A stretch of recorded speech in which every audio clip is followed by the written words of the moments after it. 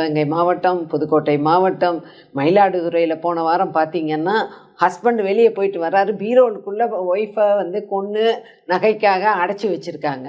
அந்த மாதிரியான பல்வேறு சம்பவங்கள். நேற்று பேப்பரில் பார்த்தீங்கன்னா, திருவண்ணாமலை பக்கத்தில் அப்படியே கிரிவலம் போய் ஏதோ சாமியாக போகிறோன்னு சொல்லிட்டு ஒரு சாமியார் வேடம் போட்டவங்க அந்த பெண்ணை வந்து சாமியோடு ஐக்கியமாகணும்னு வெட்டி கொண்டாராம். இது எப்படி எங்கேயோ தமிழ்நாடு முழுவதும் இருக்குது. ஜாஃபர் சாதிக்குங்கிற ஒரு மாஃபியா போதை கடத்தல் மன்னனை கைது பண்ணது, அதுவும் வெளிநாட்டிலேருந்து செய்தி வந்து மத்திய அரசு சொல்லி கைது பண்ணி ஒரு பெரிய ஒரு வழக்கே நடைபெற்று கொண்டிருக்கின்றது. அதே மாதிரி போன வருடம் ஜூன் மாதத்துக்கு முன்னாடி வரைக்கும் 41,000 இத்தனை கிலோ, இத்தனை 45,000 கேஸ் போட்டிருக்கோம்.